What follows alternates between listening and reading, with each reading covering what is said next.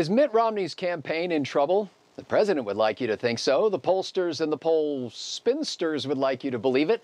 And a growing chorus of establishment Republicans are singing the doleful dirge, demanding that Romney shake up his campaign. But what if Romney actually knows what he's doing? I'm PJTV's Scott Ott, joined now by Bill Whittle and Stephen Green.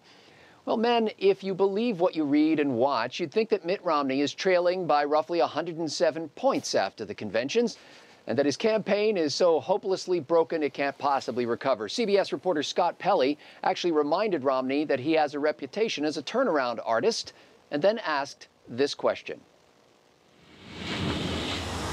You're the CEO of this campaign. A lot of Republicans would like to know, a lot of your donors would like to know, how do you turn this thing around? You've got a little more than 6 weeks. What do you do?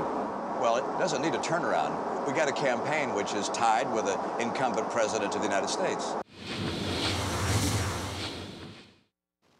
Now, Bill Whittle, some think that Romney is just whistling past the graveyard or maybe lying.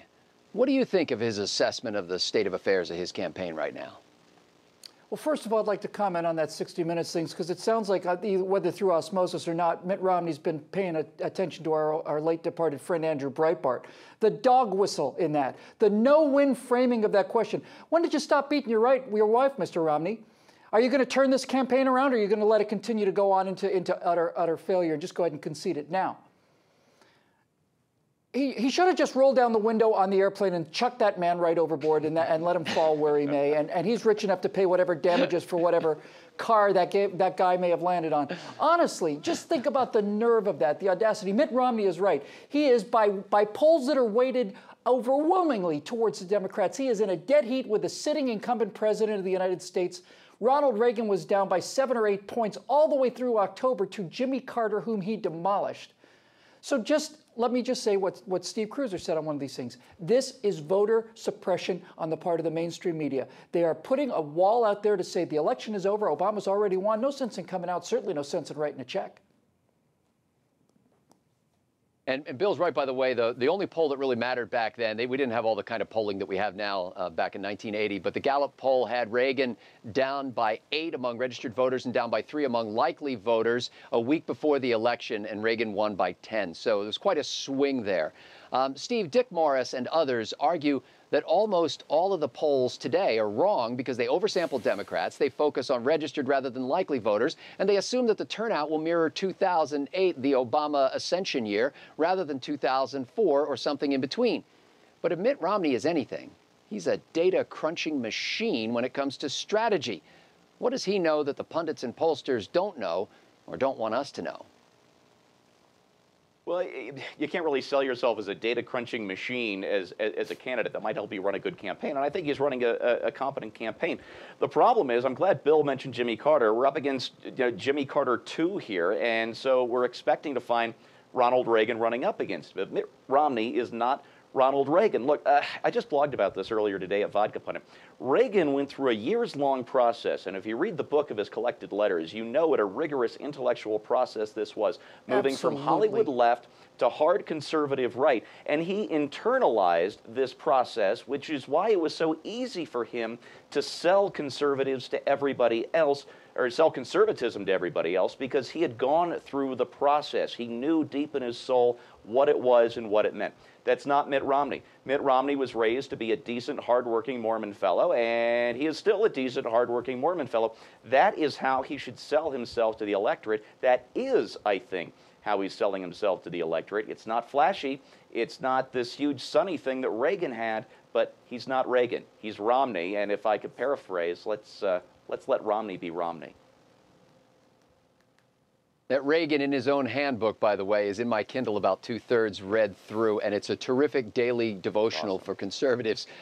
Bill, a friend of mine says that a lot of Republicans seem to suffer from a form of PTSD after years of seeing their candidates traumatically crushed. How important is attitude to momentum? And what can we do to keep ours positive so we can do the job that needs to be done in these final weeks? Years of seeing our candidates dramatically crushed. If I look back to World War II, I see mostly Republican presidents and not Democratic ones. I see a country that is infinitely more conservative than it was during the 1960s and 70s when these Animals were having sex in the mud out on the side of the hill. So I don't see this whole thing. I reject the entire premise. And I'll tell you something else too. Of all the great speeches in literature, you're going to have to search a long time to beat the Henry V speech that Shakespeare wrote about King Henry on the field of Agincourt the day before the battle, or moments before the battle, I suppose. Greatly outnumbered. What does he really do there? What is it that King Henry first does there? He says to those people who are gathering for the fight, who look out and see those large numbers, we're not down, by the way, but let's say that we were. The first thing he says is, those of you that do not have stomach for this fight, get on a boat and go home. I will pay your way. We do not want to fight in your company. The last thing that brave men and women need, are people on your own side telling you it's all over. Game over, man, game over. It's all over. We're done. No.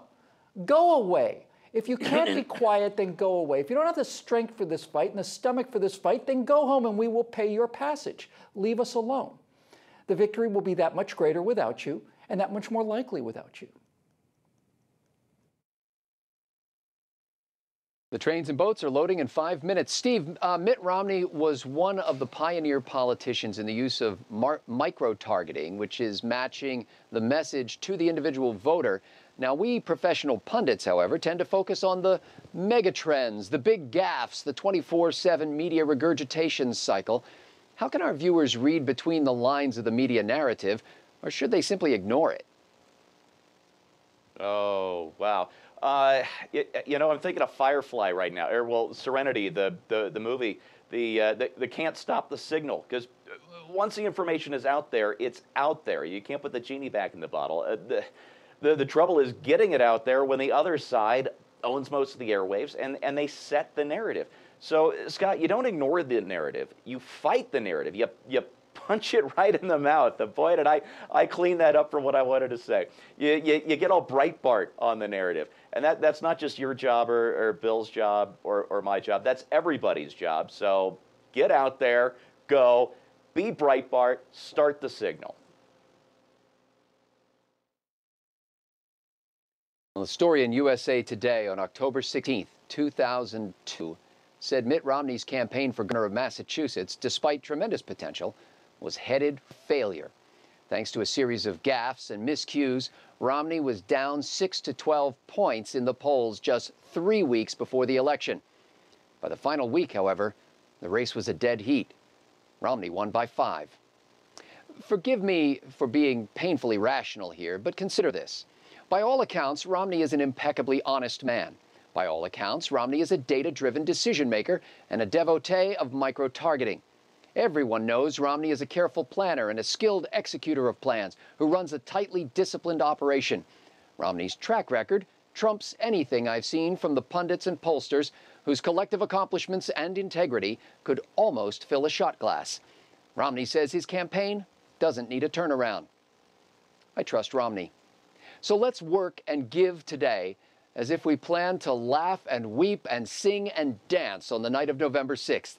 Because even if he's wrong about his chances today, we can make it right. For Bill Whittle, Stephen Green, and the entire Trifecta crew at PJTV.com, I'm Scott Ott.